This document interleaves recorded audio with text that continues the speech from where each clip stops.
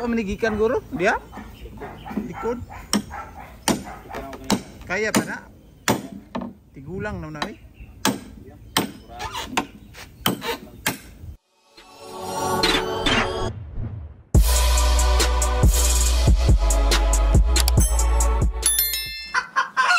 So, out of 30 breeders, ito na ngayon yung stocks natin dito. Tara. Almost 3 weeks old na mga D853. Halo pa ito mga kagri. May mga males tsaka females. 3 days old natin. Ayan. Ayan yung 3 days old natin mga kagri. Ayan. Meron pa tayong stocks dito. Mga day old pa din mga ka-agree. Dito tayo, ito yung mga breeders natin dito. So may apat tayo na coop para sa mga breeders ta. So, papakita natin. Ito yung mga breeders mga ka-agree. Ito dito, ito yung mga 2 months old to 3 months old. Ayan sila. Ito dito, ito yung mga 3 to 4 months old. Ayan.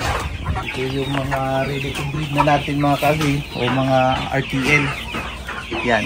Yung iba ay nangingitlog na sila. Ito din dito, mga RTL natin. Yung marami to mga kagri. Saka dito, ito yung mga 2 months old natin mga kagri.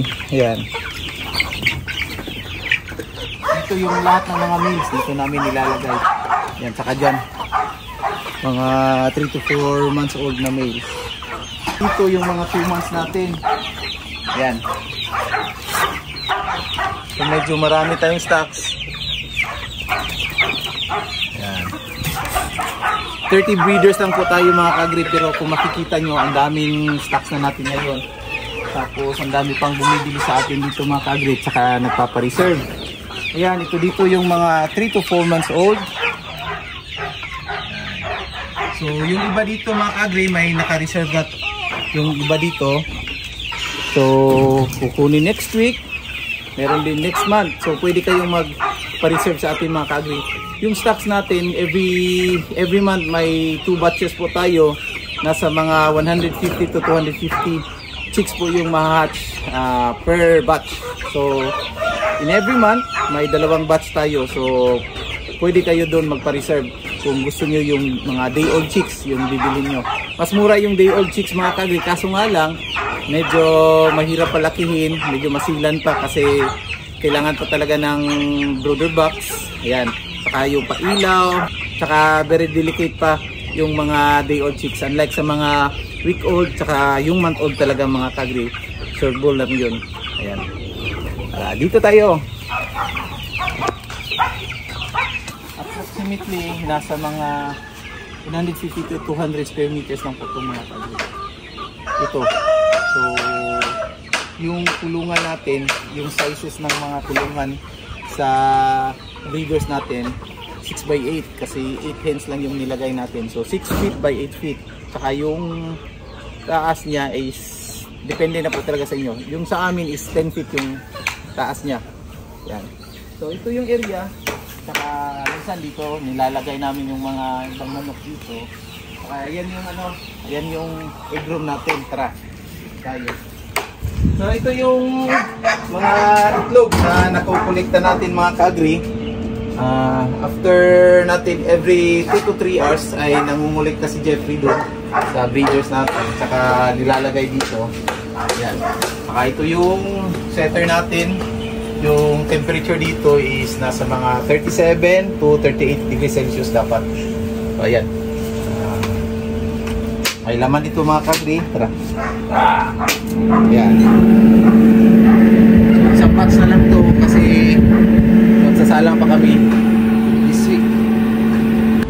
Okay. So, ito dito. Ito yung hatcher mga kagri. After first day to 18 days, dito natin nilalagay sa setter. Pagkatapos, pagka 18 days, candling tayo. By the way, 10 days, nagka-candling kami mga kagri, 10 days, saka 18 days before natin ililipat dito sa hatcher. Itong hatcher is good for 3 days ito mga kagri. Bali, lockdown. Walang galawan talaga mga kagri. Unlike dito sa setter natin ay nagtitilt ito. So nagmo-move itong itlog dito para kumbaga maano natin, para hindi magdikit yung embryo niya sa loob ng itlog. Saka pag i-transfer na natin dito mga kagre, dapat walang galawan talaga.